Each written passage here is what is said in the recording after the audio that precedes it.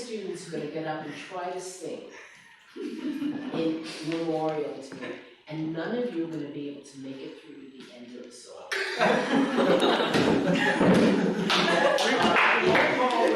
All of you break down uncontrollable sobs and get off the podium. One by one. And if any of you make it, I'm going to haunt you.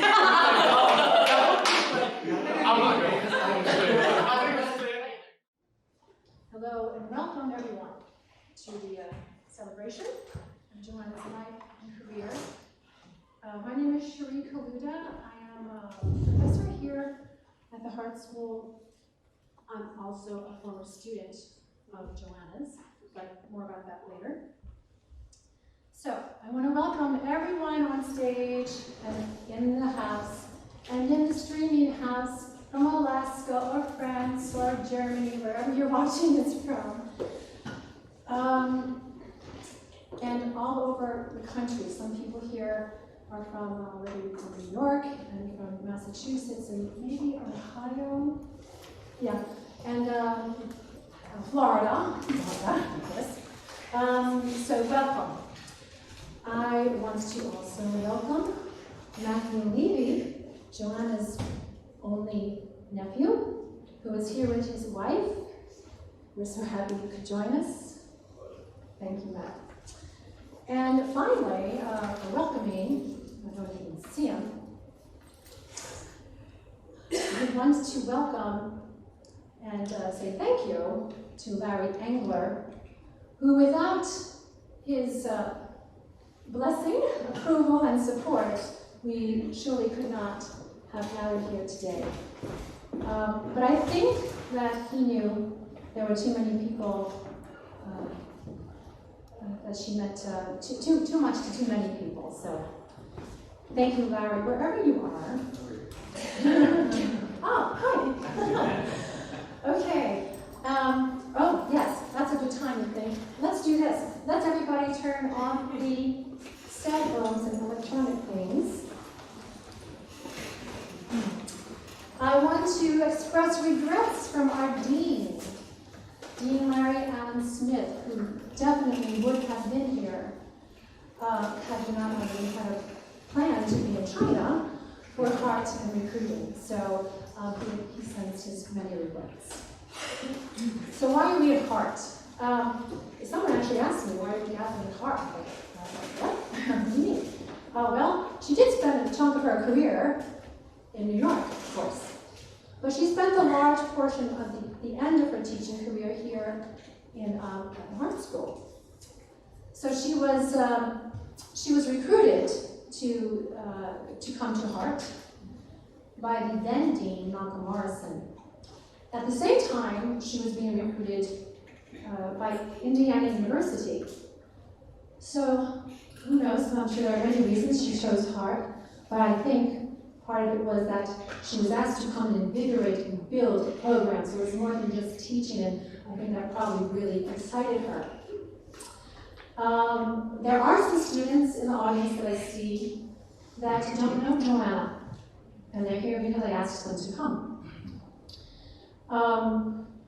So the curriculum that you follow today, voice performance majors, is very much a result of Joanna's labor with her colleagues, but with her guidance. She wanted to give you more and more specific instruction for all aspects of our repertoire.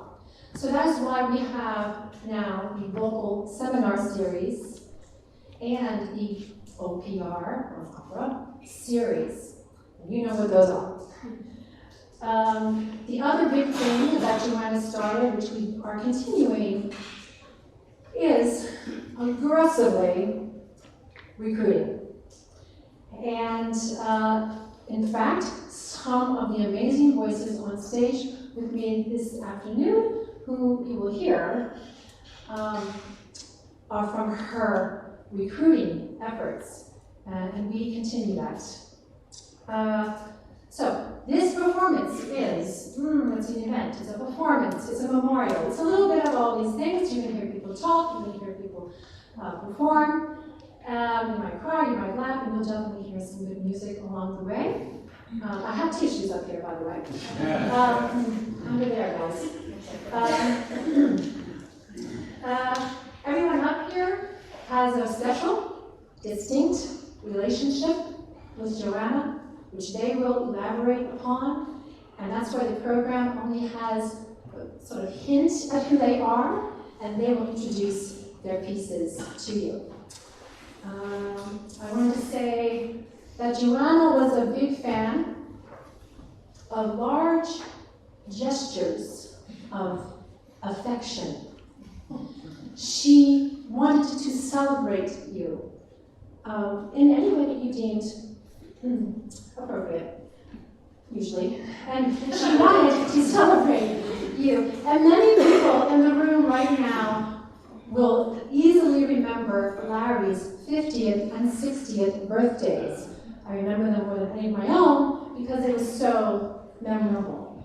My point is, she would love that we are here in honor of her. She would think it's totally appropriate because she did give us so much, and she would really love that we are all here. So thank you for coming to this event. And finally, I want to say, Joanna famously said that at her memorial, she knew there would be a memorial, that at her memorial, her singers, her students, should try to sing and perform, but be so overwhelmed with grief that they may not get through. And so, I don't know, I think we're pretty professional up here, but you will forgive us if it goes that way. It will be in her honor. And because there were a few people who came in a little bit late, I want to just again say, please turn off your electronic devices. And with that, I'm ready to pass the microphone to our first speaker and performer, Amy Johnson.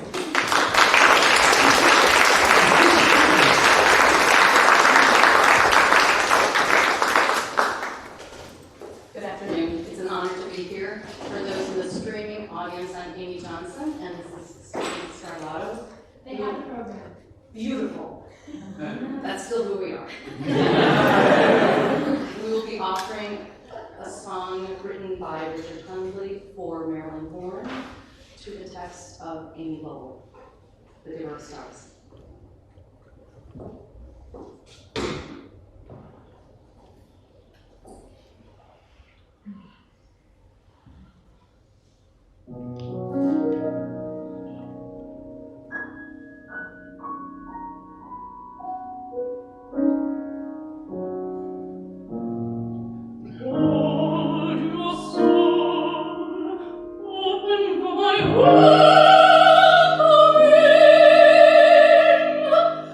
Let's the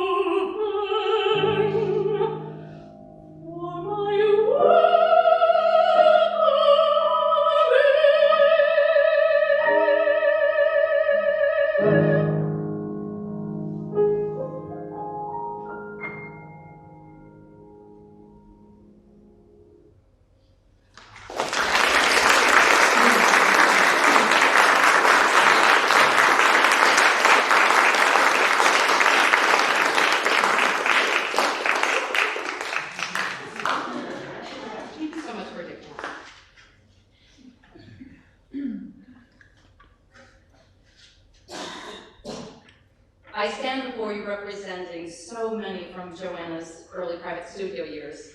In the mid-1980s, word traveled quickly that there was a new teacher, technician in town, and she was amazing. It was not long until Joanna had a very successful studio of singers that were underserved by their own conservatories, along with her more advanced colleagues and professional singers. Personally, I found that Joanna's teaching grew along with my own development and needs, and I never felt the need to go anywhere else. In the beginning, she charged $40. And lessons were often 2 hours long, followed by coffee or tea. She was our technical guru, manager, career coach, life coach, sometimes unsolicited, Jewish mother, and most fervent source of support. I share some quotes and memories to which you can, no doubt, relate. You do not choose this business, it chooses you. Just keep auditioning until everyone else quits. Talent no longer guarantees success or acknowledgement. When checking my breath support, Windy, windy, windy! You probably heard that across the hall. In 1999, Kate Egan and fiancé John mailed their wedding invitations and went for a mountain bike ride that ended in Kate breaking her back. Kate had been dreading an upcoming contract as Julie Jordan. When she got a hold of Joanna, Joanna replied, "Sweetheart, next time just cancel the gig." Joanna believed in us more than we believed in ourselves. She wouldn't let us quit if she believed there was a place for us in the business, and encouraged us to dream bigger than we thought we ought. That said, she was not entirely pleased when I accepted a teaching job in 2007. Her use of creative, allegorical, anatomically correct descriptions and lessons cannot necessarily be used in academic setting these days. But they work. She certainly forged her own path. Her wonderfully philosophical outlook was enlightening. Her wise stories were with us through successes and failures, births, deaths, marriages, and divorces. But they were not necessarily confined to the facts.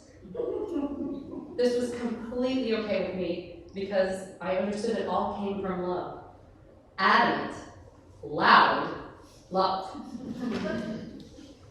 My personal life fell apart in the mid-1990s, and my best friend from New York City, who's not a singer, was contacted by Joanna, and they came out to rural Pennsylvania to feed me. Not my family, Joanna.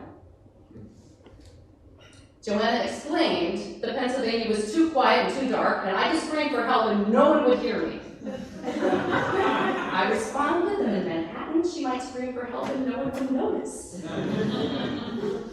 She saw my divorce as an opportunity to once again have the chance to marry a doctor, not a singer.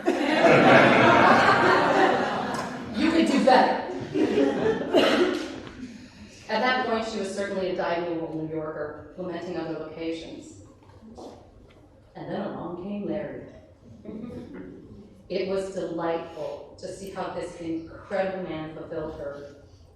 I loved watching her life rules shift, as she couldn't help but be led by her heart, as well as watching her make a very unique place in academia, providing opportunities to the exceptionally talented young singers.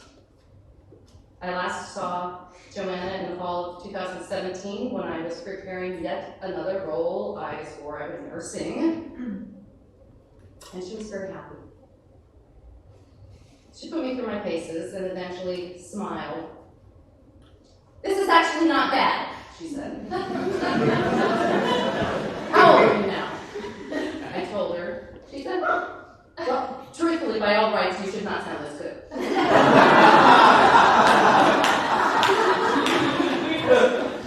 Maybe it's because I hear her voice in my head every time I warm up. I toyed with honoring her by simply leading you all in a group warm-up and some exercises. But instead, I'll leave you with this. Joanna, we love you. We miss you. My dear surprise.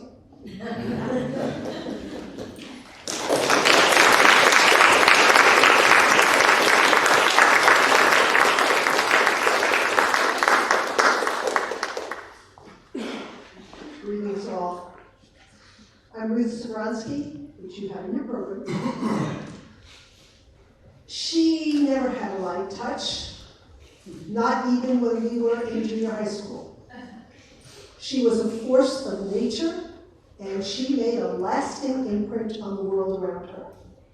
Her musical gifts were a mystery to her family almost as much as her family was a mystery to her. She often mused that she might have been switched at birth. Growing up in Queens in the same neighborhood schools and the same synagogue, we became friends. And music was the link. I was her accompanist at her audition for Ithaca College, and I can never hear the Bach Ave Maria without thinking of her and that day. She was daring where I was cautious. She was bold when I had second thoughts. I never spent more money than I did when I was with her. But her generosity made me bolder. She called me cheap, I called her extravagant. She said to me, "My goal is to buy retail and never think about it." So because of her and with her, I visited Sarasota for the first time, saw opera and more in Cologne, Germany, and with my daughter and with Cherie, we cruised to Alaska, helicoptered onto a glacier, and took a seaplane through misty fjords. She had absolutely no sentimental attachment to stuff, and she would sooner throw something away than keep what she no longer needed.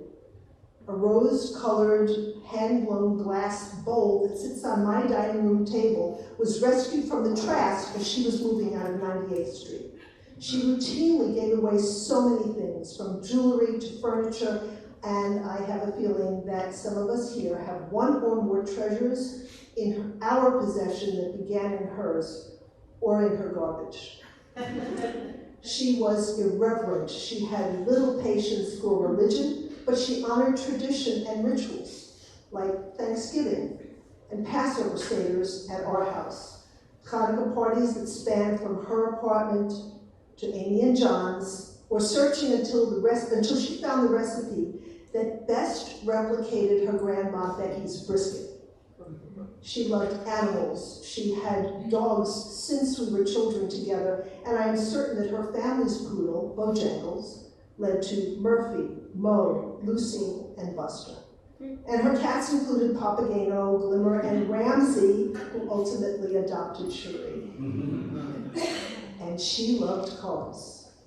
Her father, Lenny, drove an endlessly changing stream of cars that included a bright yellow Lotus, something none of us in Queens had ever seen. Joanna could identify any make or model of car, and to my confusion, Her idea of fun was to visit a car museum. In that way, she was her father's daughter. She was an Auntie Mame to my children, Alex and Kyra, her godchildren, encouraging them to take leaps of faith, to embrace every art form, and to grab life with both hands. She is the reason my children are musicians today. She responded to Alex's early interest in music by insisting that I find a Suzuki teacher for him. If you spend time with Joanna, you quickly learn she held some pretty strong opinions, and she had no hesitancy sharing them. So when Alex and I were locked in typical mother-child struggles over practicing, she unequivocally announced that my job was to back off, pay, and drive. Her judgment was harsh and always harshly expressed, but it was unerring, and today he is a musician. She was the first one to hold Kyra when she was born. She helped bring her home from the hospital and immediately told me that Kyra was an old soul, and she was right about that too. Our lives were richer because she was in it. There were long weekends spent at the log house in Sherman, Connecticut, and at the Goodyear Estate in Cooperstown when she performed at Glimmerglass, dating back to when the festival was still at the local high school. As a 3-year-old, Alex was so excited to see her in Johnny Skeeky that he screamed out, "Hi, Joanna!" from the back of the theater as soon as she stepped on the stage. When he saw her as Cadishaw, he became the Royal High Executioner. When she was Pirate Ruth, Alex was the Pirate King. His fascination with theater and the fact that his professional career today combines his two loves, music and theater, came as no surprise to any of us, and least of all Joanna, who was his staunchest and most critical champion. Our family expanded when she met Larry. Larry was and is a gift, not only to Joanna, but to each of us as well. While generous and passionate, Joanna was also stubborn and opinionated. When I met Larry, I told her that with him, she had suddenly become a kinder and gentler version of herself. And for the first time I can recall, she actually agreed with me. I was so privileged to be asked to help with the planning and execution of their wedding and to be the official photographer. This was a family affair that included all of us and many of you here today, and the vision of Alex dressed as Flopsy, sweltering in one of Larry's very famous life-size puppet costumes, will never be forgotten. Her multiple health challenges began early and included a torn Achilles tendon, diabetes and the related complications, severe infections, neuropathy that made walking difficult. But she embraced new adventures on a portable electric scooter that she learned to master, to the dismay of any slow-moving person in her path. The scooter, a project conceived and executed by a devoted circle of her friends, and many of you are here today, reflected back on her generosity to us. And then on top of the diabetes, there were debilitating migraines, a stroke, kidney failure, cardiac complications, and countless amputations that steadily took more and more of her lower limbs. And the cumulative effect was more than any one person should have to bear. She never hid her anger or her frustration with her failing body, but that stubborn streak of hers came in handy, and against all odds, she continued to overcome. Larry, you gave her the greatest gift anyone could ever give another person. You gave her dignity, care, and a quality of life that would never have existed without you. You are a role model for the rest of us. She and I were born just 6 days apart, and even with all of her health challenges, her birthdays were always to be celebrated. My birthday is September 8th, and hers was September 14th. So just 2 weeks ago today, for the very first time, in close to 60 years of our shared history, her birthday came and went without her. It's a really strange new reality to lose your oldest friend. With so many years of having her, it was just easy to assume she'd always be there. And then she wasn't. I am still not quite convinced she's really gone, and I think she would like the idea that I'm holding on to the memory of her long after her body has departed. She always liked to have the last word. So maybe she's just still hanging around, determined to also have the last laugh. Thank you.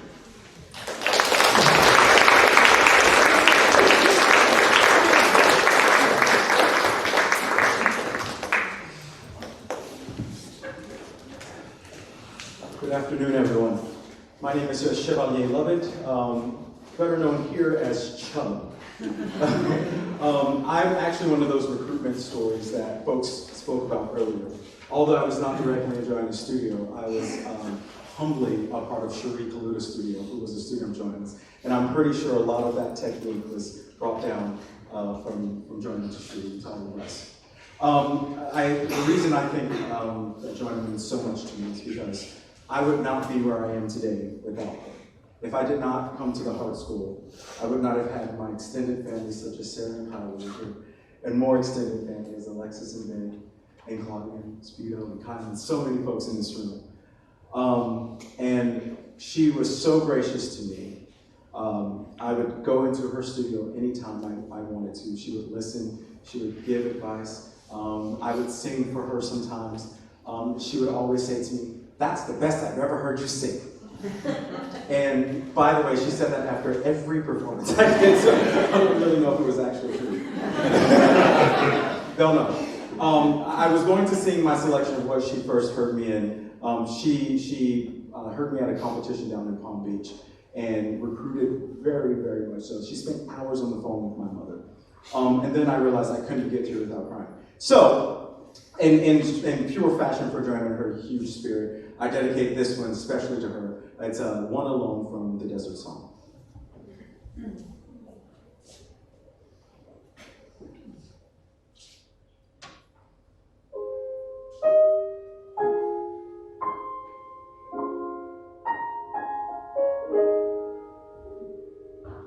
Lonely as a desert breeze, I may wander where I please, yet I keep on longing.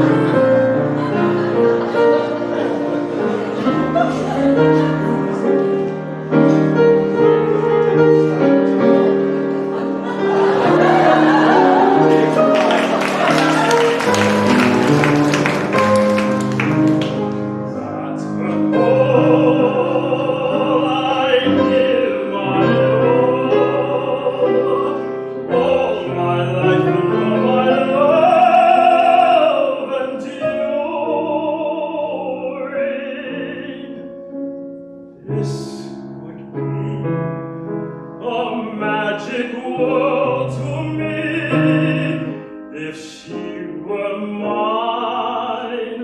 Oh,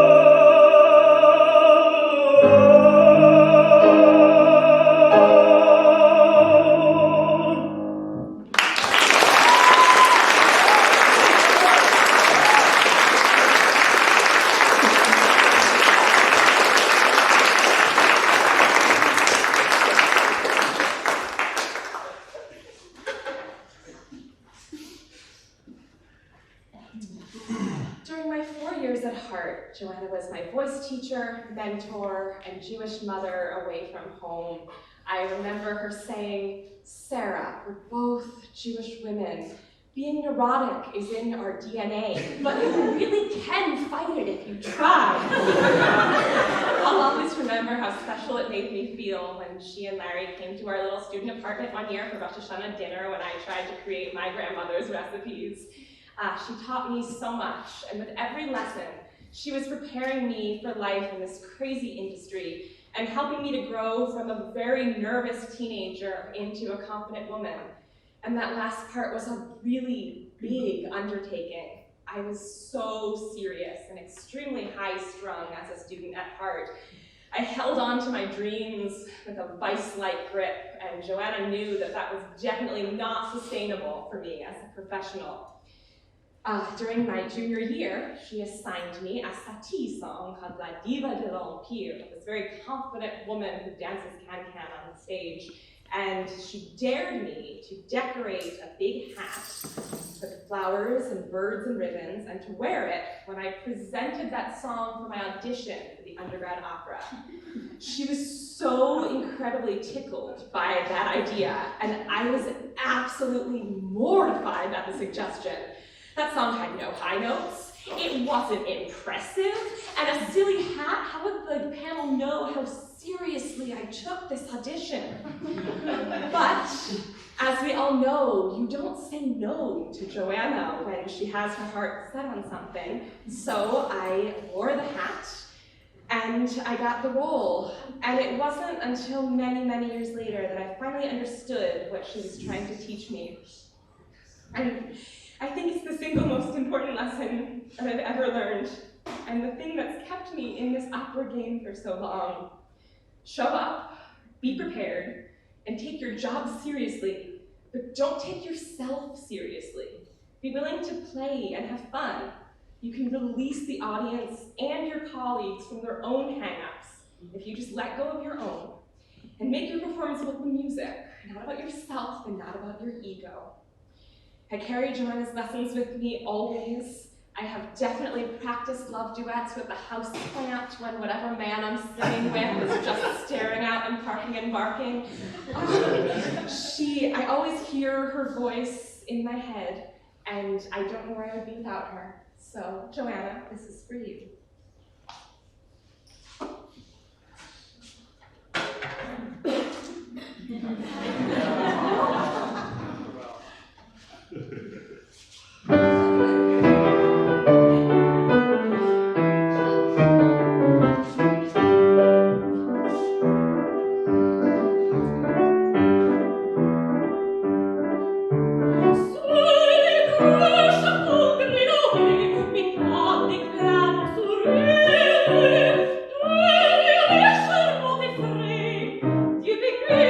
Tu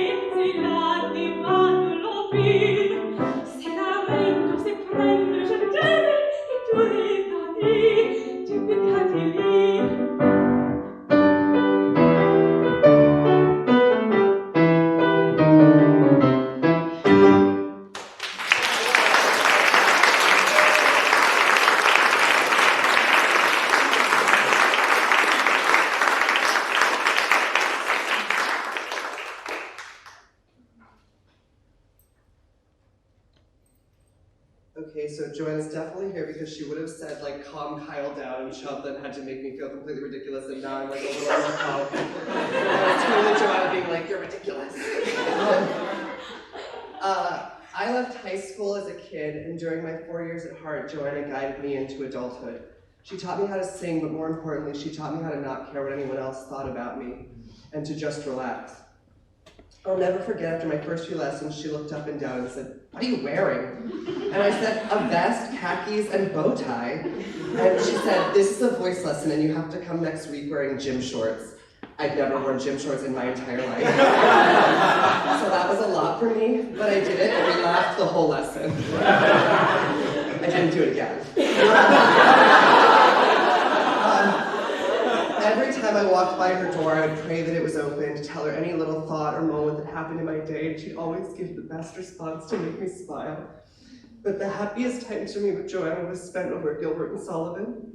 We would have so much fun sitting in her studio going through her scores. She would read her parts and tell me all the stories, the people she worked with, and which productions she liked. She and Larry would give me CDs and DVDs, and I'd sit and look over them, and we'd talk about them the next day. I couldn't believe when she said yes to doing the dialogue after Tit Willow with me at my senior recital. It was one of the highlights of my life, and she'll always be my caddyshaw. Joanna's passing has been very hard for me, and it's amazing how quickly time goes by. But there's a verse from a Jerry Herman's Milk and Honey that has helped me. So before I do some GNS in honor of Joanna, I'm going to sing that for you. I'm going to turn this off.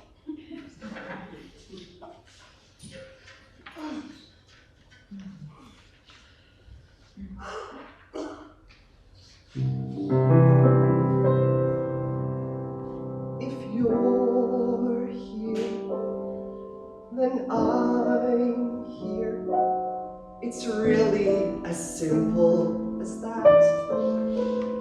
If it's your home, it's my home. My world is where you are, wherever we two are.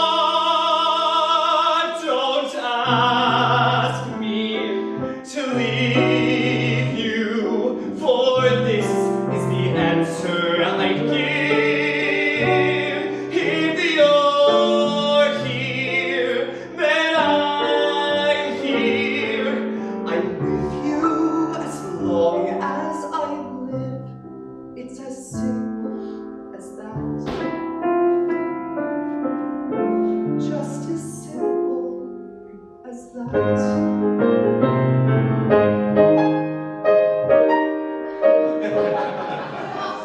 On a tree by a river, a little tall tit sang willow, tit willow, tit willow. And I said to him, Dickie Bird, why do you sit singing willow, tit willow, tit willow? Is it weeds of ignorance, birdie, I cried, or a rather tough word in your little inside? With a shake of his poor little head, he replied, oh, willow, tit willow, tit willow.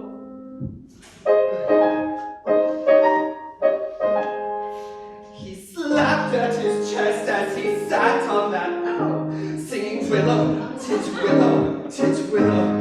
As a cold perspiration bespangled his brow, oh, willow, tit willow, tit willow.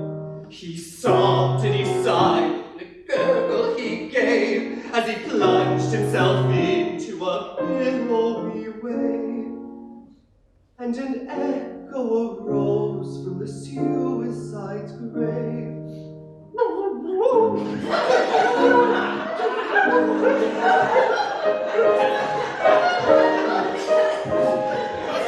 Now I feel just as sure as I'm sure that my name isn't Willow, tit willow, tit willow.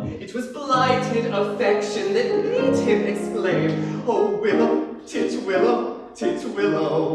Now if you remain callous and obdurate, I shall perish as he did, and you will know why.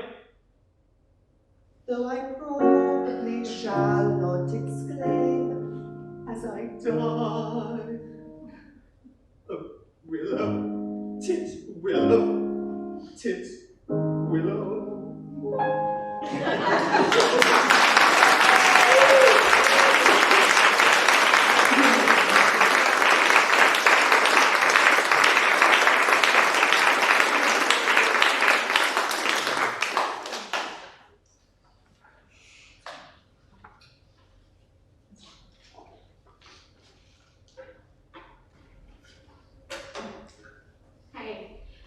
Although most of you here probably knew her as Joanna, to me, she was always just Joanne. Joanne was a huge part of my life from the moment I was born. As you heard my mom talk about, she was the first non-family member to even hold me, which unfortunately I don't remember, but I'm sure it was filled with love. Technically, on paper, I guess, she was only godmother to my brother Alex, so I consider myself the lucky one because I ended up with 2 godmothers, and I always considered her my godmother as well, and I think it went both ways. I have so many fond memories of visiting Joanne in her New York apartment and in the summers at her house in Connecticut, and I think the best story from that house was the infamous morning walk of the dog Murphy. Some of you may know this story, maybe it's from our family, I don't know. So Murphy was Joanne's Cocker Spaniel, who had a tendency to get a little excited when seeing people for the first time. And if you pet her right away, she would inevitably pee everywhere, which earned her nickname, the Pisher Spaniel. So we're at the house, and my parents were sleeping on the floor of the living room, and Joanne had taken Murphy out for a walk in the morning, and they came back, and Murphy ran over to my dad to say hi, and in his morning fog, he forgot the ultimate rule of petting Murphy, reached up to pet her, and she responded by peeing on his head.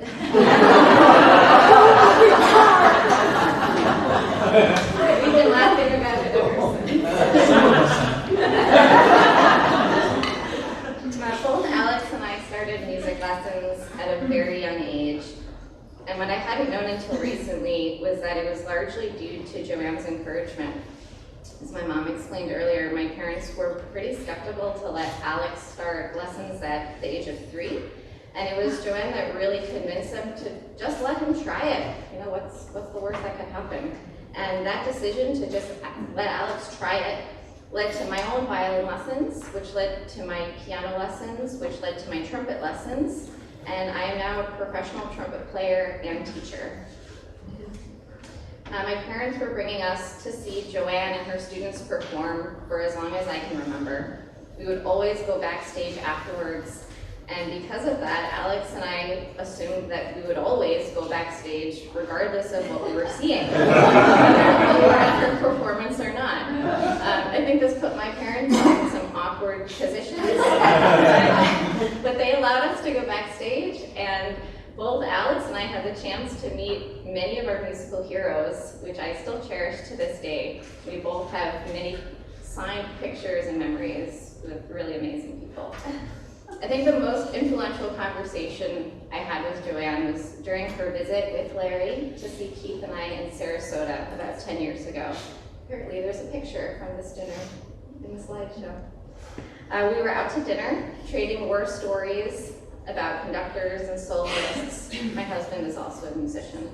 And Joanne shared with us that one of her biggest regrets had been to not put down roots anywhere when she had the chance.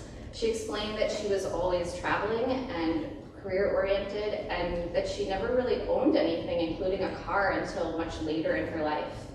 And she encouraged us to prioritize putting down roots wherever we were, even if we didn't think we would live there forever. A few years later, we moved to Salt Lake City, where we still live, and we ended up buying our house after just a year. Both Keith and I really recognized the value of Joanne's advice and really took it to heart. I don't think it's an accident or a coincidence that I'm now teaching young beginners to play the trumpet. My experience with early music lessons and early music exposure really shaped my life, and I have Joanne's just let them try it attitude to think. I will really miss her a lot.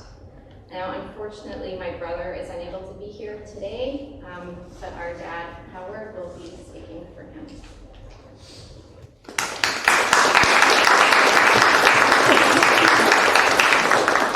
Good afternoon. I'm speaking on behalf of my son, Alexander, Joanne's godson, who's performing in Seattle and unable to join us.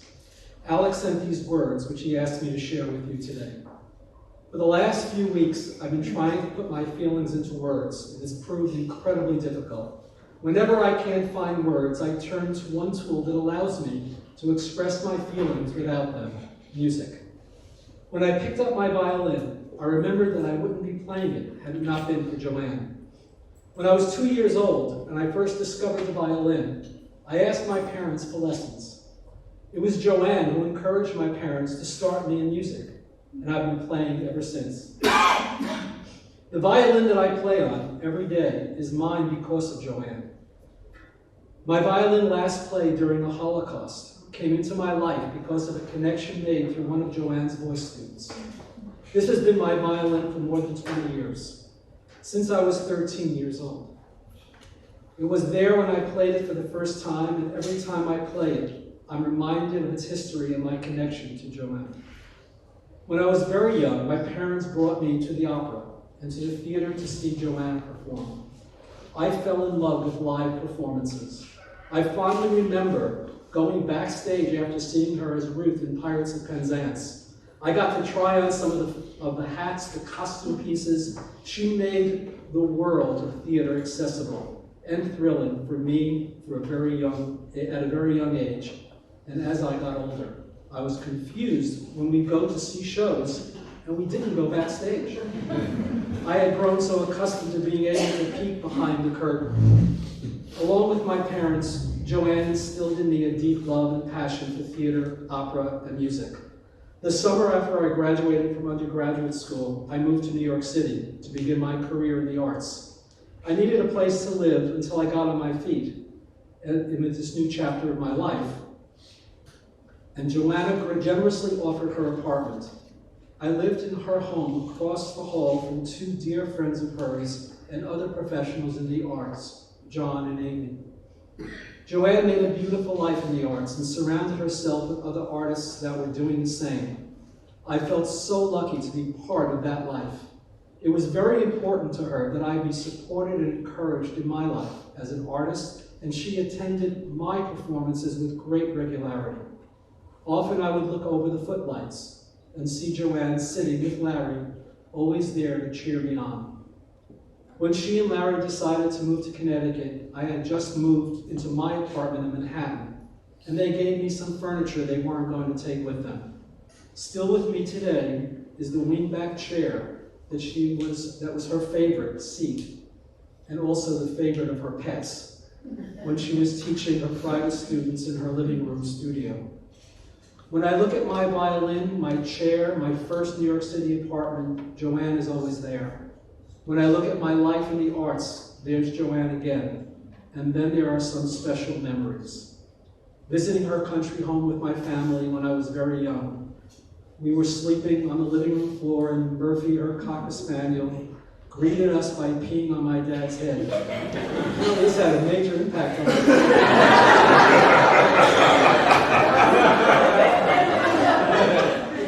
When he made the mistake of petting her. After that, I called her Murphy the Pisher Spaniel, which Joanne thought was hilarious. All the wonderful parties in her New York City apartment and later at her home in Connecticut, always filled with good people, great music, and great joy. For my 13th birthday, she gave me the entire Metropolitan Opera Wagner Ring series on VHS. Who else but Joanna would know that I'd appreciate the epic quality of the stories and majesty of the music? For years, I've watched those tapes many times over. Dressing up as a large bunny rabbit for Joanne and Larry's wedding to direct traffic and greet guests. I'm so happy that Larry came into her life.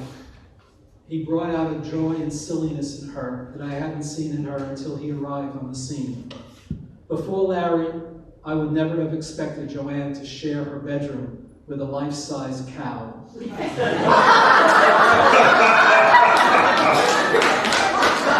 have a full-size drummer in her foyer, or a plethora of puppets in her living room. Larry, your inclusion in our family has felt seamless since the start. You have always been one of the warmest, kindest, most vibrant, and joyful humans I've ever known. And I only hope that Joanne's passing hasn't dimmed your light. You're an amazing man, and I'm so glad that she had you in her life. I love you, Larry, and I wish I could be there today to give you a big hug. As a small tribute, I have recorded an instrumental version of a song from Gilbert and Sullivan, The Mikado, as she often performed the role of Kadisha. Since I couldn't be here today in person because I am a traveling actor-musician, it seemed only fitting that my song for Joanne would be a wandering minstrel. Take it away.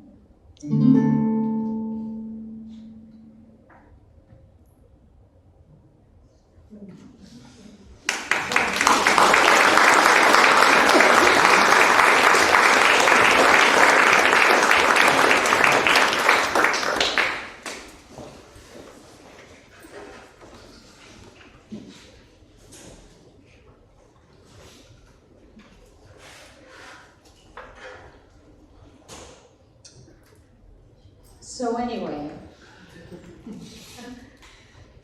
that's the way Joanna would enter our apartment. As if our many conversations were really just one long one that had no beginning, middle, or end. And that was true until August 24th. Our last communications in July and August were in heartfelt but missed voicemail messages. I left her messages of concern, knowing she was probably too weak to answer, and she left me one after the loss of our beloved toy poodle, Cosmo, who we got in 2005 not long after she got her first one, the unforgettable Momus, better known as Mo.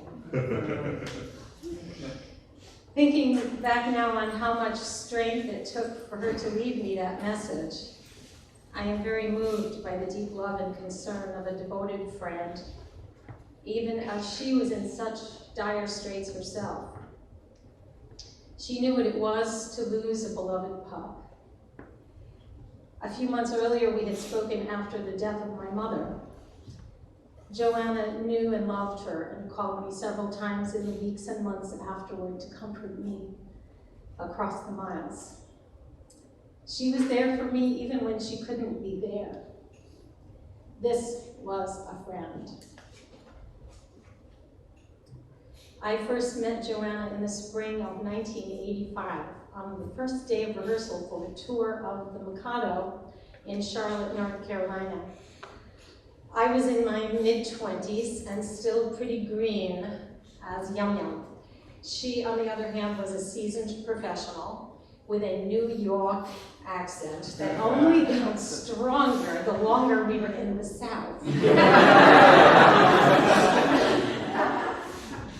Embodying the fierce but secretly tender Kadisha, Joanna had an imposing mezzo-soprano voice, and she dazzled me with her brilliant sense of comic timing. I watched in amazement as she snapped her giant rehearsal fan open and shut, punctuating every punchline. I, on the other hand, had absolutely no idea how to make my fan open, which was pretty obvious during the staging of my first scene. So during a short break, she approached me. "I'm Joanna," she said. "And I just wanted to say that you are not working that fan." That fan is working you. My hilarious and very generous new colleague then showed me how to snap it open and shut with a flick of my wrist. She was a natural teacher, and I've enjoyed opening fans with panache ever since. We toured all over North Carolina, from Asheville to Winston-Salem, and every tiny town in between. Joanna and I were seatmates on the bus for 3 weeks running, and boy, did we share a lot of stories. Very few of them can be repeated here. As our tour ended, I said to my new best friend, "I guess we'll see each other when we get back to New York." And she said, "I don't know."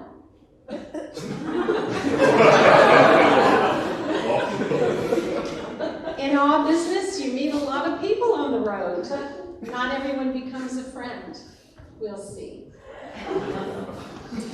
And indeed, it was several years before Joanna and I saw each other again. By that time, she had stopped singing and was teaching full-time. We caught up backstage at the Austin Lyric Opera, where she had come to hear 2 of my excellent castmates who were students of hers. She looked great and was clearly delighted with her new life. I was surprised that she didn't seem to miss singing at all. "Oh, I didn't do those glamour parts like you," she wisecracked. "No pretty dresses and crowns for me. If they glued another hairy wart on my chin, I thought I would lose my mind."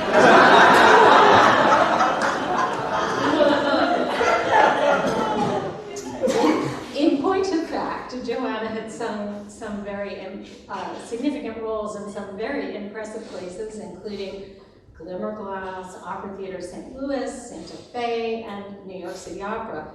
But teaching was what seemed to give her the greatest satisfaction. She often said that her finest work might never be seen by anyone, that teaching a complete beginner or helping someone phonate after a vocal injury took more skill than helping an already polished performer through a Met debut. She was more than okay with that. For Joanna, it wasn't about the glory, but the impact her teaching had on people. That was a source of immense pride for her. It was lovely to see her whenever we happened to run into one another. But we didn't get really close until my husband John and I wound up renting the apartment directly across the hall from hers on 98th Street. I was 5 months pregnant with Joshua, and she was thrilled to have our little expanding family next door. It's fair to say that we adopted her as much as she adopted us. After a long day of teaching, she would often come over for dinner, entering our usually unlocked apartment door like a female version of Kramer on Seinfeld. All she needed was entrance applause. So anyway, she'd say, and the fun would begin, or rather continue where we left off the last time. We intended to stay only a year in our new digs, but it turned into 17. And Joshua grew up with his doting and beloved God neighbor, Joanna's chosen title for herself in his life, and later, Larry, Uncle Lorenzo, whom we all instantly adored and still do. It was Joanna who brought over the first Harry Potter book and said, "Read this to Joshie." Joanna, who told me that I should be teaching my son about apples and honey for Rosh Hashanah to hope for a sweet year ahead. It was Joanna who said we should make a Hanukkah party for him, which we did, and it became a family tradition for many years. My parents frying up lethally fattening latkes in my kitchen and transporting them across the hall to Joanna's welcoming dining room. She helped 3 generations of our family make new memories and traditions. She even taught me how to make her matzo ball soup. See me after class. "Don't let them sell you a soup chicken," she'd say as I headed to the butcher shop downstairs. "Get the biggest roaster you can find and don't tell them you're making soup or they'll sell you a soup chicken. I'm saying." Joanna simply became part of our family, all of us, including my son, my parents, my siblings, and my very closest friends accepted her as such. Opening our apartment doors, our homes became one, extensions of the others. We shared her joy when Larry came on the scene, and I'll admit it was hard when they left 98th Street for Connecticut. We stayed in that apartment a few more years, but the 7th floor just wasn't the same. I missed those 2 apartment birthday parties, seders, Hanukkah celebrations, even the sad times, like when my father died and Joanna helped host the Shiva. One thing about losing Joanna so suddenly feels very familiar. On many of those wonderful evenings we shared, whether intimate dinners or a big party, I would turn around suddenly to find that she was gone. No goodbye. She just slipped away when no one was looking. I asked her about it once, and she admitted she just hated to say goodbye. So anyway, this is for you, my friend.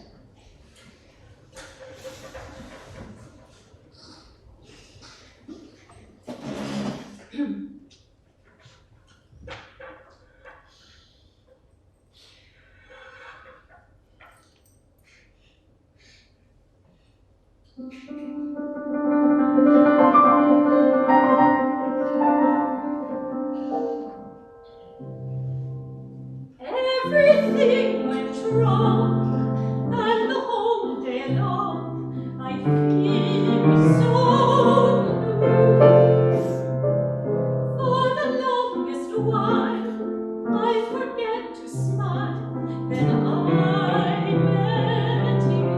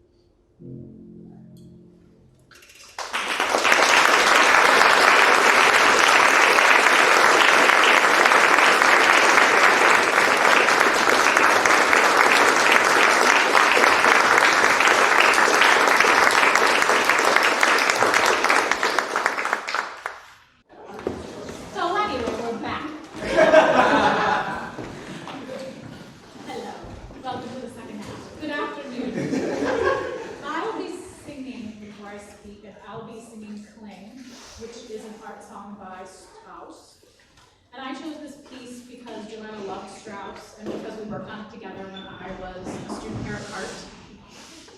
I'm not going to read you the whole poem of German existentialism, but I did find the poetry very appropriate for today's celebration, and here are some particularly meaningful lines. Resound, my soul utters a pure tone.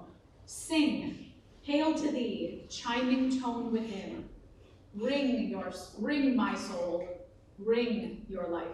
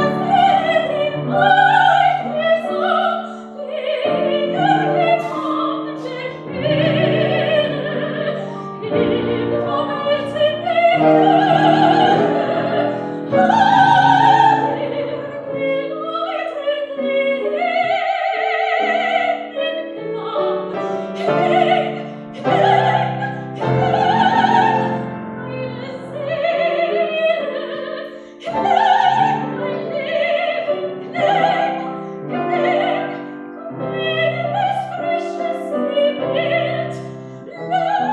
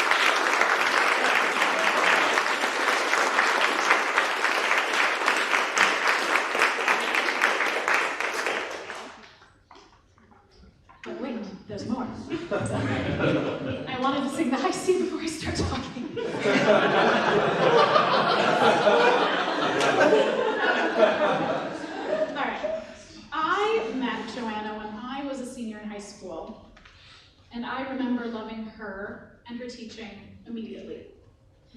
My first lesson with Joanna was at her apartment on the Upper West Side on 98, on the 7th floor.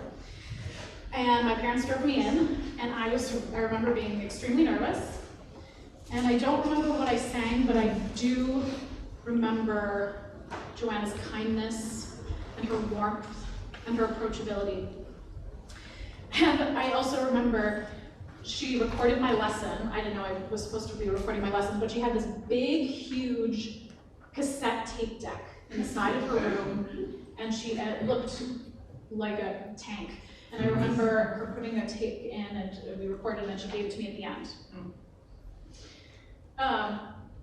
But when I moved on to my undergraduate years in New Haven, I made sure that I never had classes scheduled on Friday afternoons, so I could travel up to Hartford every week for a lesson. And during one of these lessons, Joanna acknowledged my type A personality and perfectionist tendencies to find the right answer, and asked me how I thought music fit into the equation of my life. I was unsure, but Joanna pointed out that music and its interpretation is inherently ambiguous and subjective, and she understood how music offered the necessary counterbalance to the objectivity and the right and wrongness of academics. And she knew long before I did how important music was to my life. I worked with Joanna for 7 years. I loved her so much. I even came and did a second undergraduate degree at Hart because of her. And I can say without a doubt that Joanna is the reason why I'm an opera singer today. Now, okay, back to Kling for a moment. From that first lesson with Joanna and tape deck, remember the big honker, Joanna taught me to record my lessons, and I'm so glad she did, because in these past couple of weeks I found some recordings of our working together on Kling.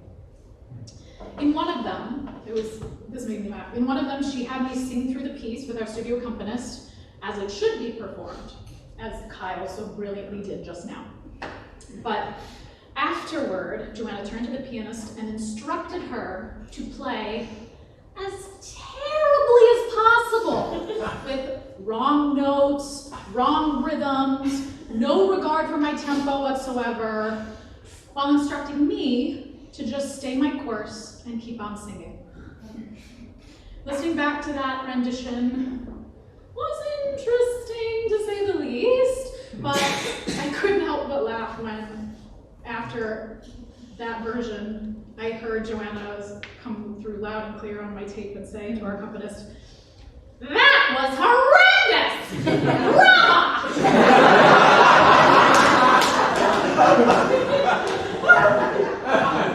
Why did she do this? Joanna knew that sometimes at auditions I would be thrown these kinds of curveballs, and she wanted me to be ready for anything. Joanna wanted me to be prepared not only vocally and technically, but also for the realities of this business and this lifestyle. She was constantly just giving all of her knowledge all the time, and that's something so unique about her as a teacher. She was so generous with her insights and experience, and she never stopped being my most valued and trusted mentor. I will continue to cherish all of my recorded lessons with her, all of my memories with her, and I'm so grateful that she was my dear friend.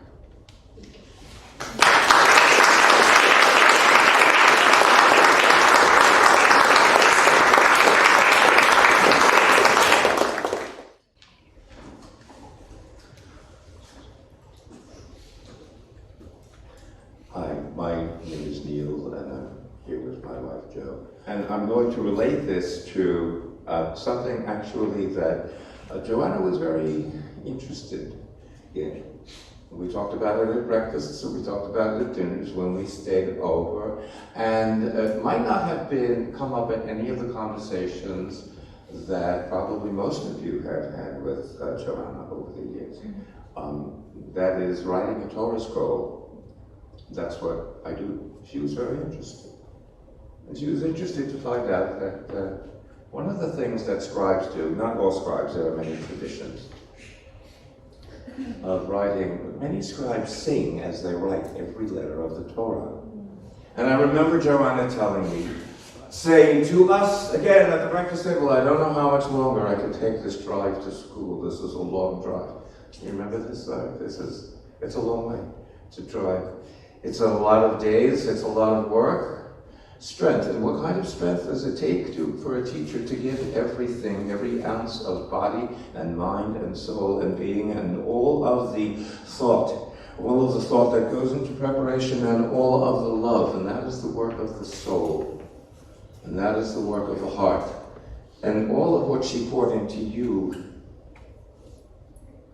is what you're reminding each of us about today. When my promise to everyone here, my promise, Joanna, is the next letter that I write in a Torah scroll after Rosh Hashanah, the next letter that I restore will have an extra layer of crowns above the 3. Each stem will have 3 more crowns.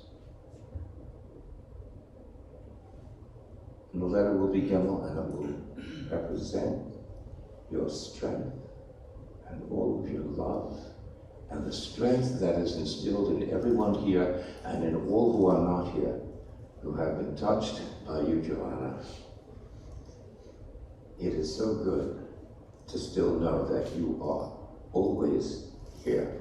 Thank you.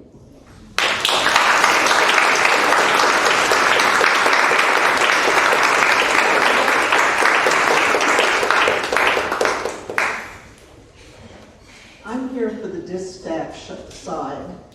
I met Larry in choir in high school.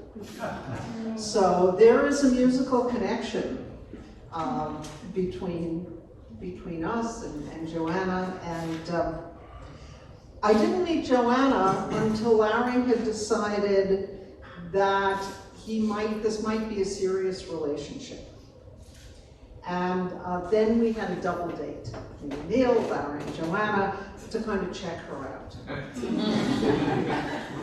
And I was very pleased because I had been trying to help Larry find someone special in his life, and everybody I chose, he would say, no, she doesn't have enough of an edge. And then he that was it.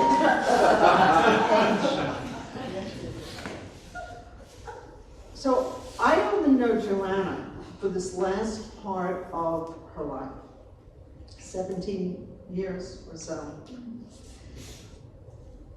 But 2 things really impressed me about her. Many things, but 2 specific things.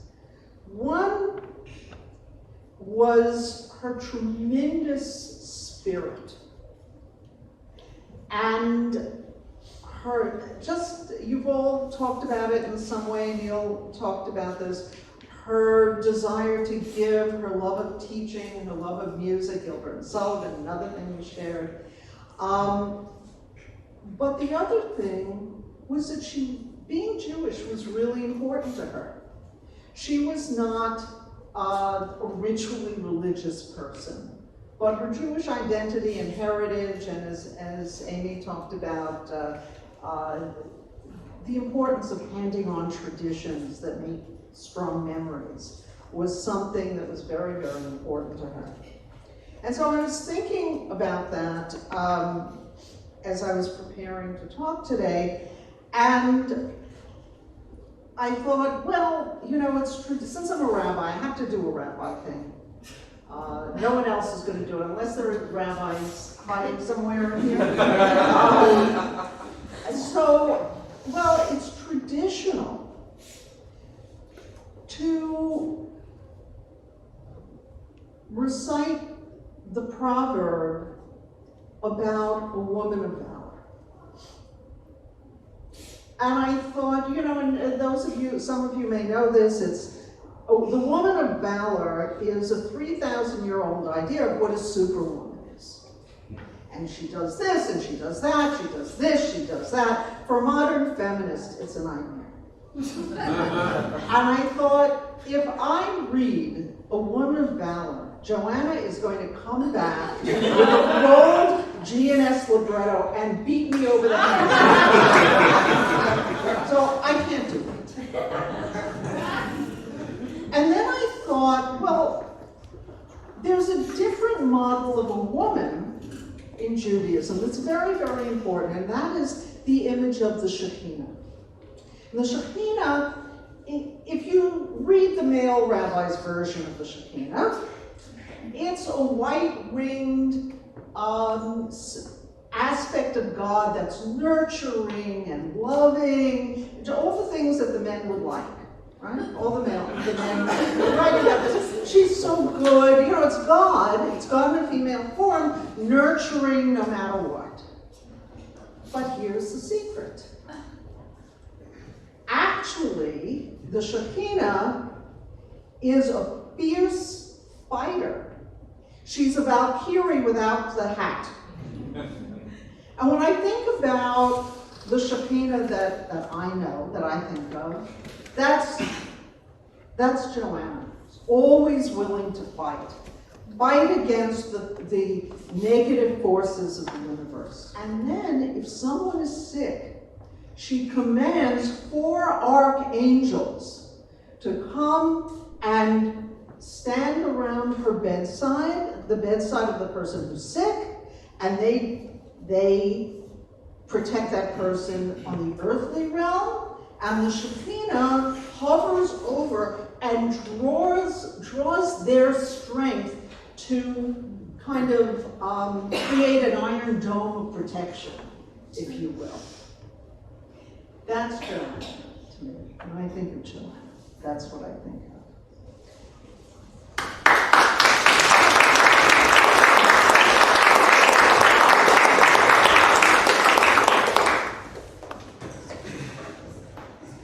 This is hard.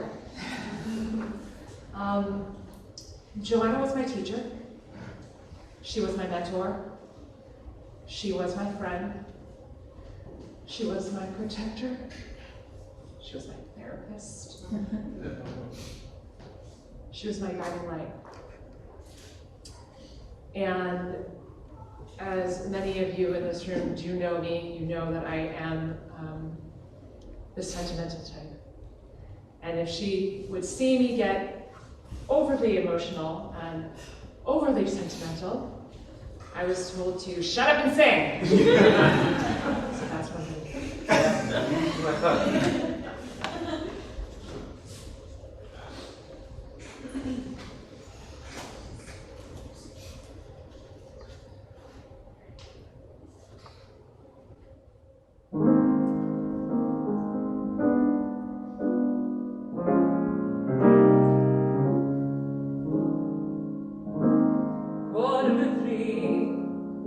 There's no one in the place except you and me.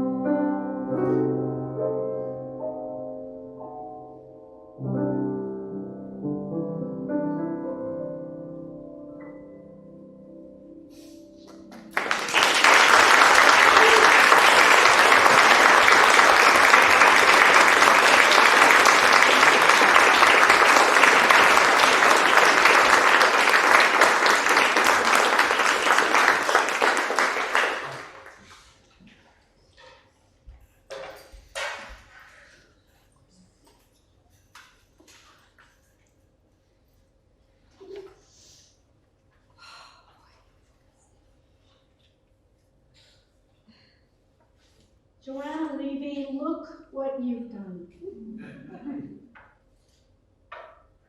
I know you're here.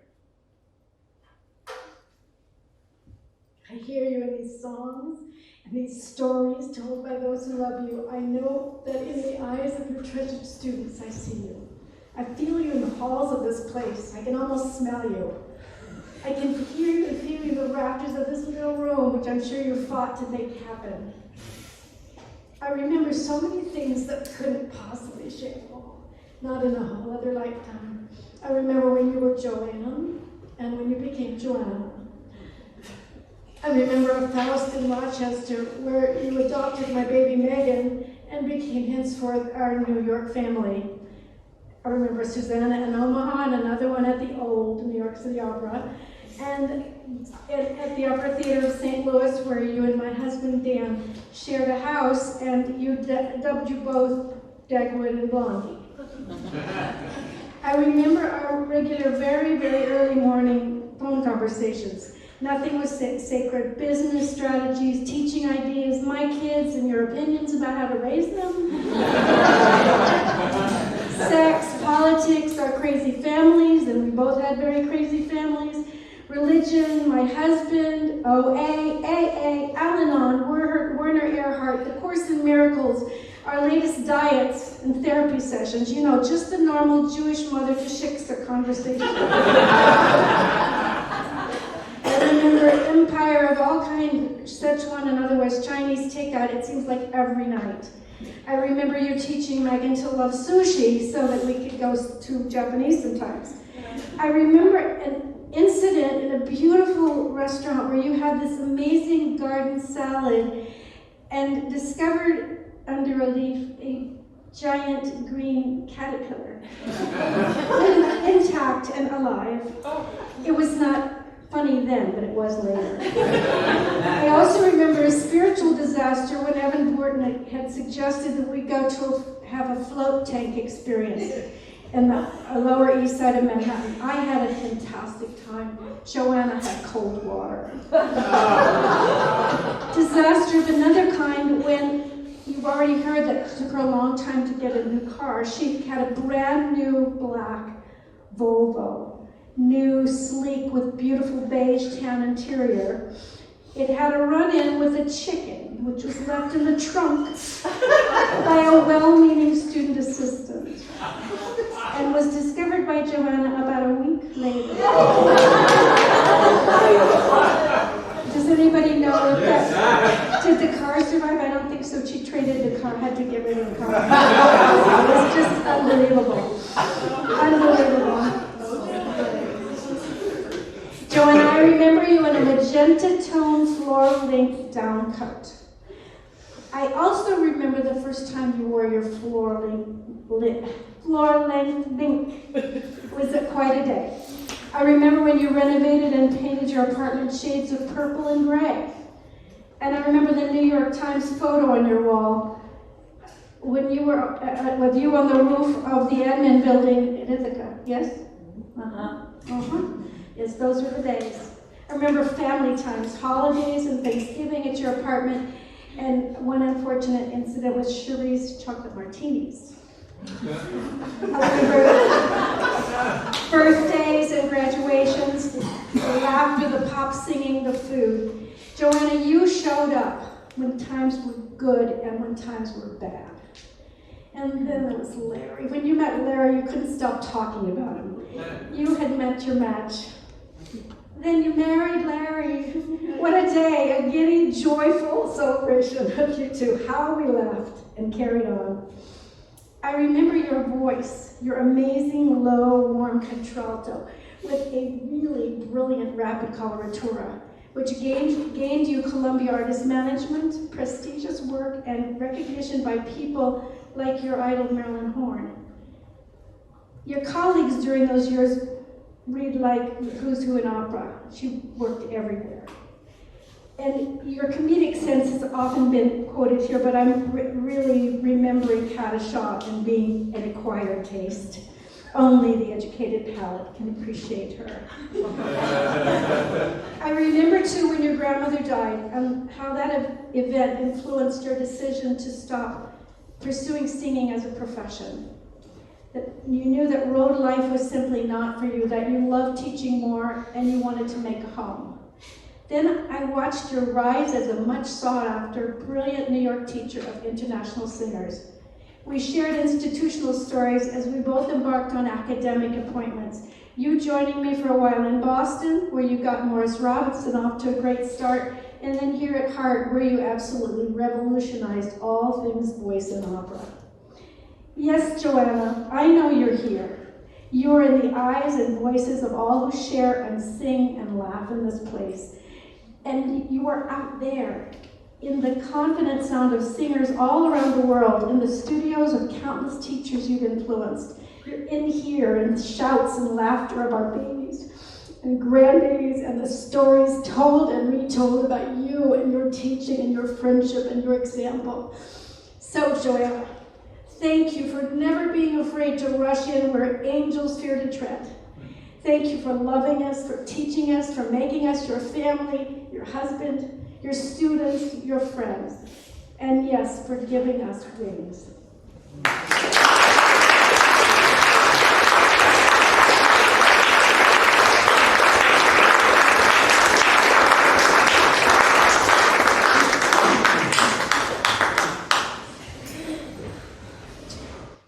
Hi, I'm Speedo. I was a Joanna student in undergrad from 2004 to 2008, and I will start off by singing a piece because, first of all, I'm nowhere near as composed as these people when they can tell stories about her. And once I tell you what she means to me, you'll understand why it's really hard to be composed.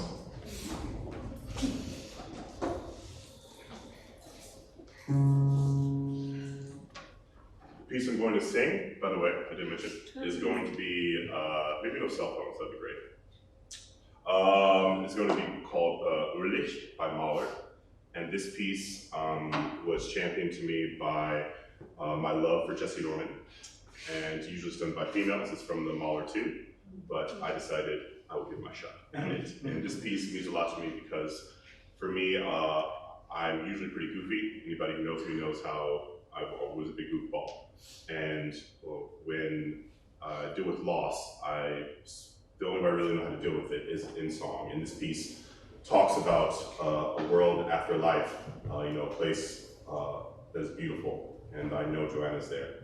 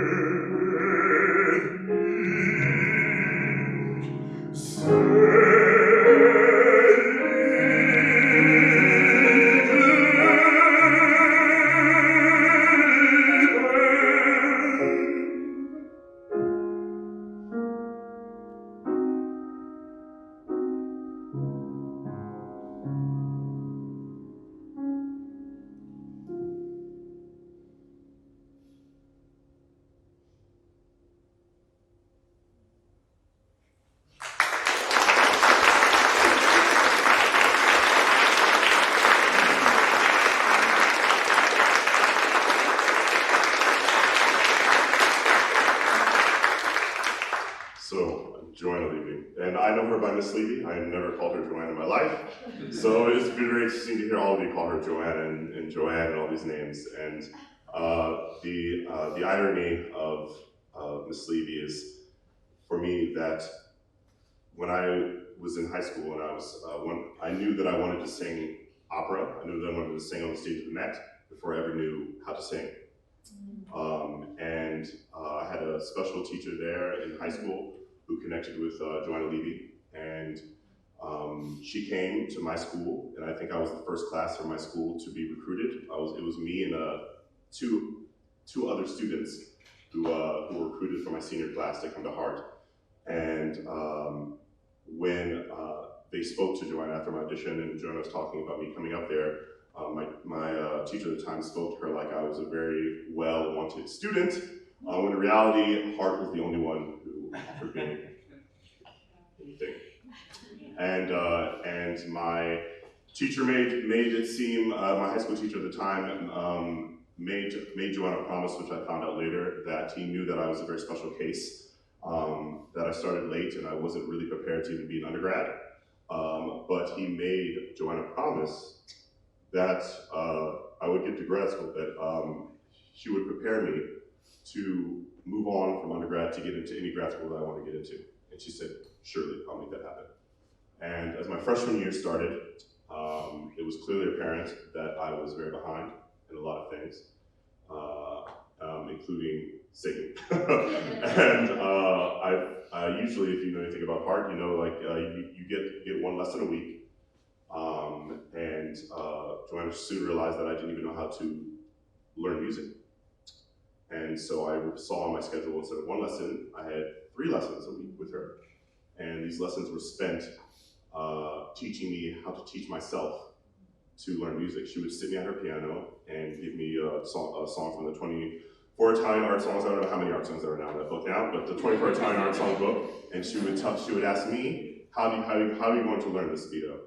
And sometimes it would literally take 45 minutes for me to figure out just the reading diction. Like I just didn't know what to do.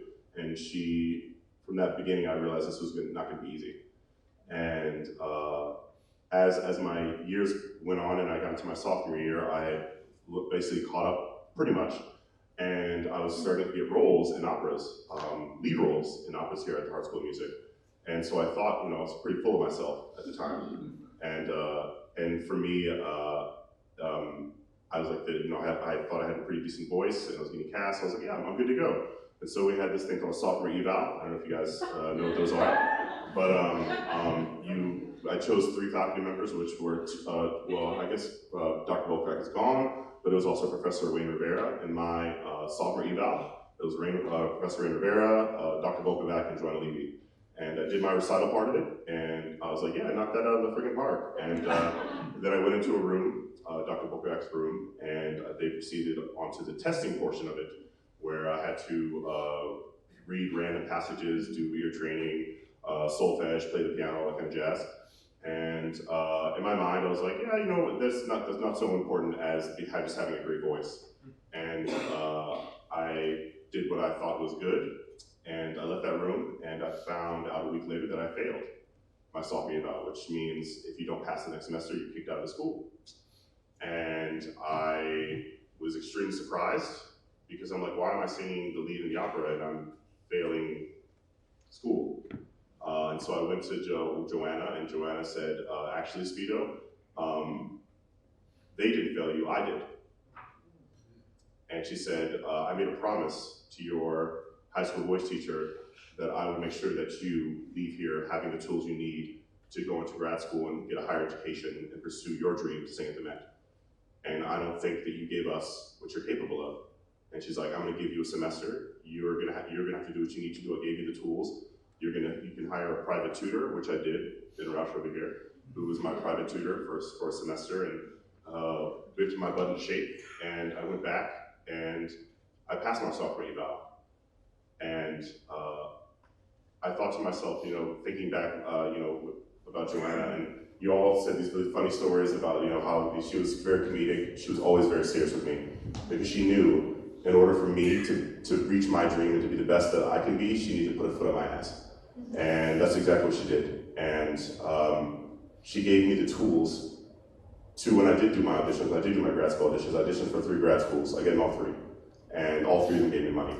And I ended up choosing a school that ended up being my pathway 2 years later to the Met. So I did sing at the Met, and she did help me realize my dream. And another part of Joanna, which you guys talked about this, I would love the word of that angel again. What is it called? Shekinah. My junior year of undergrad, if any of you guys know my story, you know I did not come from a very amazing background, and I came to college at 18 just with myself and the money that Hart gave me. And my junior year, my funds ran up, and the tuition ran up, and I needed to appear in my payments a couple more $1,000s than Hart School had allowed me, and that my funding from the government had allowed. And so the school came a-calling for that money that they needed to have. And I went to Joanna, and I told her, I have no way to pay this, and I don't know how I'm gonna do this. My mom has no money, I have no money, I don't know what I'm gonna do. And somehow appeared that semester enough money for me to graduate college. And without that money that magically appeared, which I'm sure she had something to do with, I'm sure the faculty and staff here at the Art School of Music had something to do with, I wouldn't have been able to finish my undergrad, which means I wouldn't have been able to get my master's, which means I wouldn't have been able to realize my dreams. So, I'm so thankful for Joanna, and, it takes a village, of course, but I'm so happy and proud that Joanna was the chief of my village. And I don't know what I would have done without her. And I'm so thankful for, their home that they opened up to me in the summers and winters that I didn't want to go home because I had no home to go to. I'm very, very, very thankful for all, Joanna and Larry for all they've done for me. Thank you.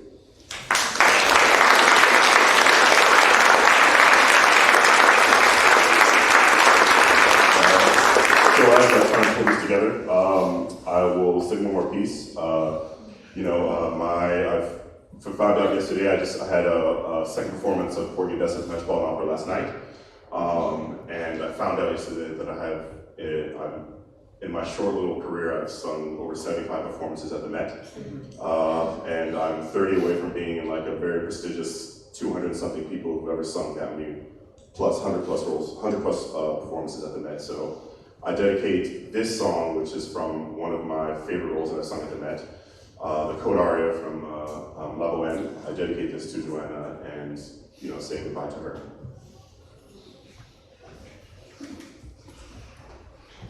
You gotta take off the coat when you do it.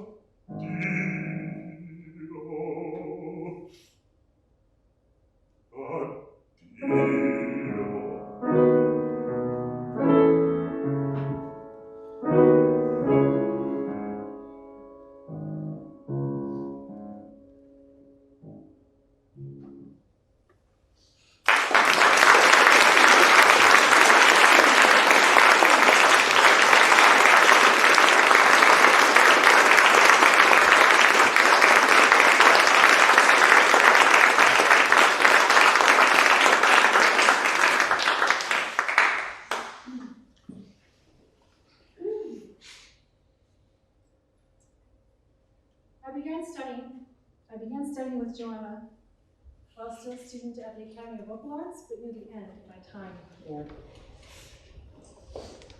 Then I continued privately, commuting from Philly to New York. I had good teachers before, but she was the first one that was so technical, and I really craved that at that time. I really needed it, so we got along beautifully. It also was the kind of teaching that allowed me to envision myself teaching one day.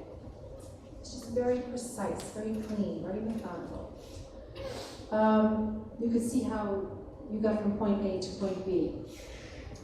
At some point, Joanna said,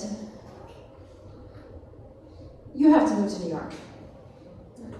And I didn't really want to move to New York, and New York scares me. And I didn't have the wherewithal to move to New York. And she said, you can come live with me. Okay. You can come live with me. Okay. So all you generous people out there, be careful what you offer. Because I stayed for 6 years. In that moment, Joanna adopted me. You've heard the stories, but at that moment, she adopted me, and we sort of adopted each other. She made room for me in her life in all sorts of ways. but physically even. She emptied drawers, she emptied closets. She gave me her cat, her best cat. Of the 3 cats, it was by far the best cat. But the cat also sort of adopted me, was sort of inseparable, so she knew she needed the cat. Anyway, we became a sort of mother-daughter dynamic. Most people would recognize that we had this mother-daughter dynamic. We didn't shock people when we went shopping. Oh, your mother's over there. You know, so, why? Just, you've heard the stories. I mean, the generosity just flowed. And I was on the receiving end of enormous generosity. These people, they still don't understand. I'm sure people just don't understand. They don't get it. I don't get it. I mean, it's embarrassing, you know, to be on the receiving end always of that much generosity. Like, the first time I went to Europe, she took me. She wanted to go see a student sing in Vienna, and so she said, let's go, you're coming. And we'll do a 10-day trip to Vienna and Prague. Okay, well, the second time I went to Europe, she took me too. And she also took, is it okay? Yeah. And she also took her assistant, Erica Salinas, who is here today, and Erica's mother. She took us all to Italy. Rome, Florence, Venice, 10 days. You already heard about Alaska. We did that. We did that to go see Kate get married in Alaska. And there's one more. Just because the deals were good in paper, I mean, it's from New York to Paris. Let's go to Paris for the weekend. I have to practice, Joanna. Really, I can't go. Yeah, you can. Come on. You can practice. You can practice later. Let's go to Paris. And 2 of our students, one from Germany and one from Austria, met us, and we just went all around. You can do a lot in Paris in 4 days, including Versailles. And I dragged her all around the Louvre and the d'Orsay and so forth. Anyway, we really had that sort of dynamic of the mother-daughter going on. Well, it's not always pristine, the mother-daughter relationship. It's not, right? I mean, I'm envious of those who have this thing. Where's Kyra? Here's Kyra. I mean, it's, for Joanna and I both didn't have pristine mother-daughter relationships with our actual mothers. There's no way we were going to carry out something new and clean and great without a couple of stumbling blocks together. But we always got through it. And there was never a doubt that we would get through it, because we really loved each other. She was my person, you know. She's the person I go to talk to about everything. And I started to miss her already when she left Hart, because I would just be able to walk down the hall, peek in, nobody's there, walk in, have a chat. We kept up our relationship, of course, and I went down to visit in Sarasota every year, and we have our weekly, sort of weekly check-in calls, until this past summer, not so much. I'm just really gonna miss her. Joanna and I had a lot of car time, commuting, and shopping excursions. And we had car music that we liked to listen to. We had a little package of CDs, not opera so much, but cabaret and theater music. We liked Michael Feinstein, Ella Fitzgerald, the whole songbook series, Nat King Cole, Ethel Merman. Awesome. And sometimes Placido Domingo singing tangos, which was crazy and fun. She told me that this kind of music was what she would listen to when she was younger with her father, and she explained how she would dance with her father. with her feet on top of his toes. And I thought, really? I never heard of that, because my father died when I was young. I didn't know that was a thing kids do. Do you do that, Matt, with your little girls? They dance on your toes? Anyway, I thought that was a really charming image of Joanna that she shared with me. And one time we came back from one of our excursions, and in the apartment she was continuing to sing one of the songs. And she was singing the song in a sort of non-singer, silly way, which, for most of us here, that's the only way we heard her sing. Yeah. Sharon and Amy, you would have heard her sing. Yeah. But we only heard the silliness. Anyway, when I saw her singing that song, carrying on, I thought to myself in that moment, really, that I'm going to sing that song for her someday, because it expresses the way I feel about Joanna. So, yeah, it's a Cole Porter tune I think you'll recognize.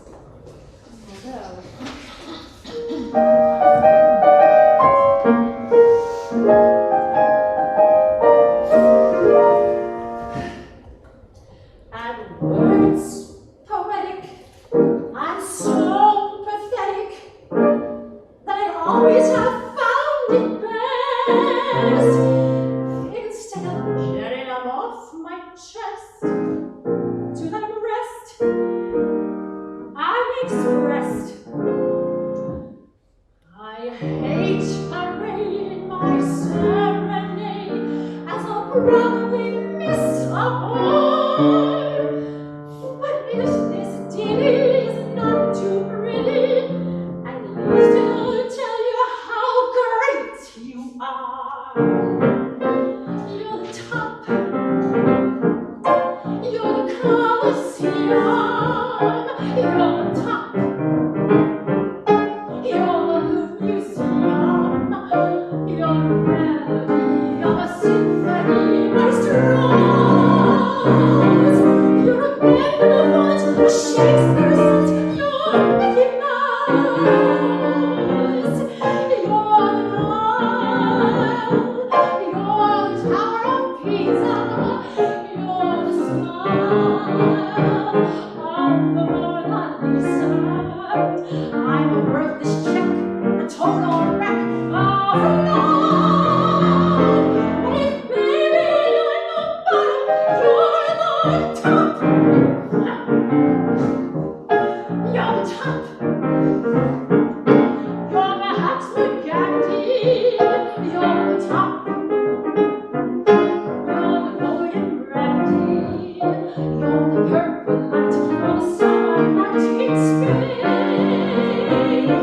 You're the National Gallery. You're Garbo Celery. You're something. You're sublime. You're a turkey dinner. You're the time of the Derby winner. I'm a torn balloon that's fading soon to come. But if baby I'm the bottom, baby if I'm the bottom, Joanna, if we're the bottom, you're the top.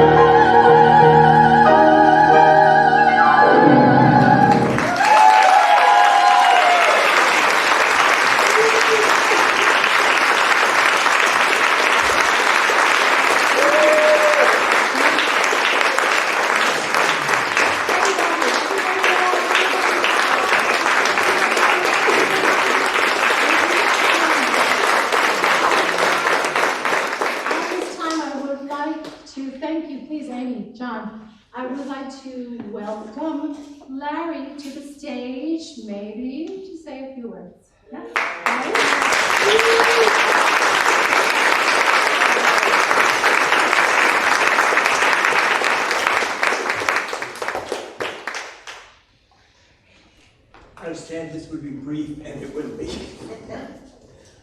So many thank yous.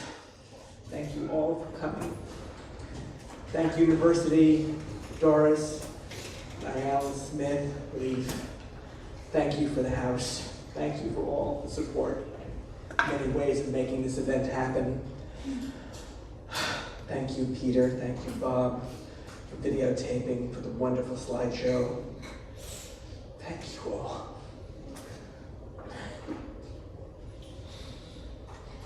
You've just shown every aspect of Joanna, and I realize how lucky I am to have had her in my life and to have you all. There was a wonderful reception afterwards. Thank you, Howard and Ruth, for the reception, for creating that. But most of all, Cherie. Without you, this never would have happened. Oh. You did all of the work to make this happen.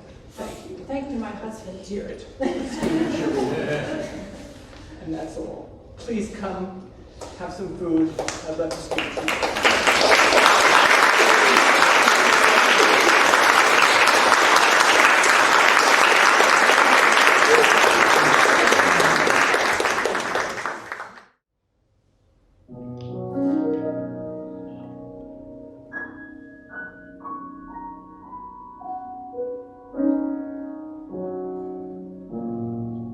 Hold your soul open for my world.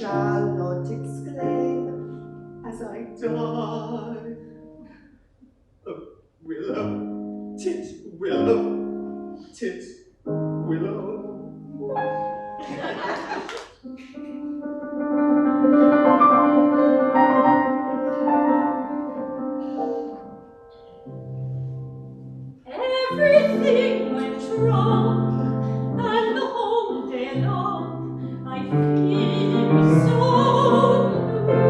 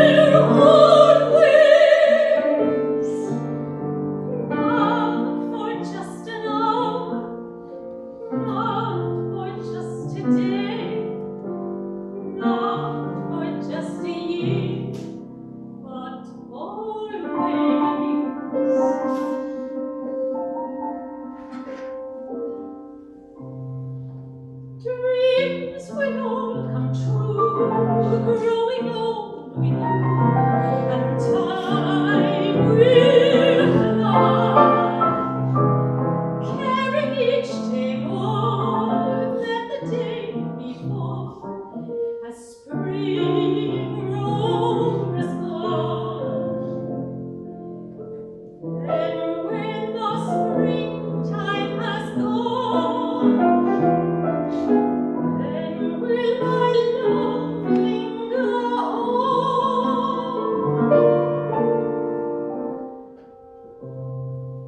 I'll be loving you always, with a love that's true always.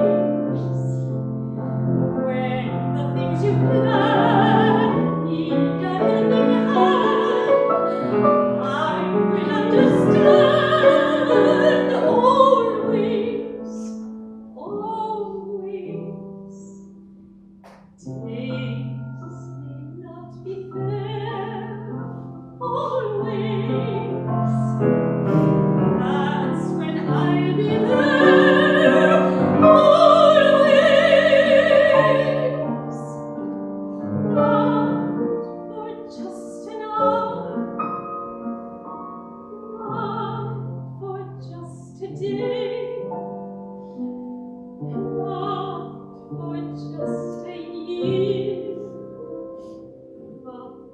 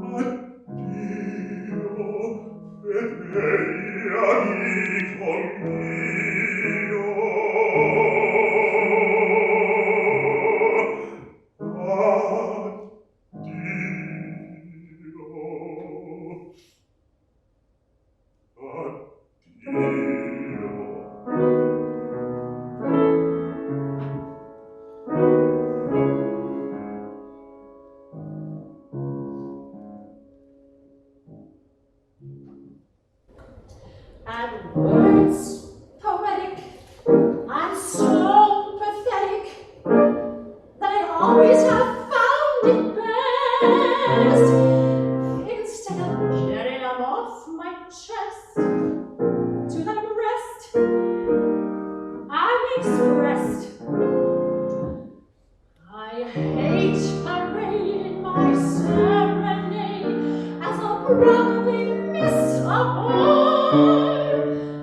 But if this ditty is not too pretty, at least it'll tell you how great you are. You're the top,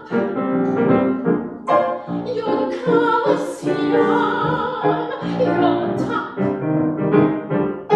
you're the Louvre Museum, you're the melody of a symphony maestro. You're a Benvenuto, a Shakespeare sonnet, you're a Mickey Mouse.